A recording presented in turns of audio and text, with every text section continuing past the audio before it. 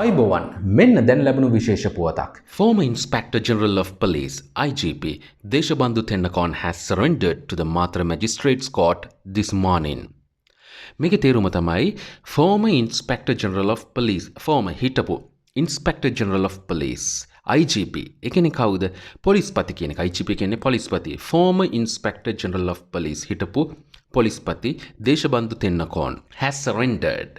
බාර වෙලා තියෙන has surrendered ඉගෙන ගන්න වචනය to the Mathura Magistrates Court this morning. ඒ කියන්නේ අද උදේ මාතර මහේස්ත්‍රාත් අධිකරණයට බාර වෙලා තියෙනවා.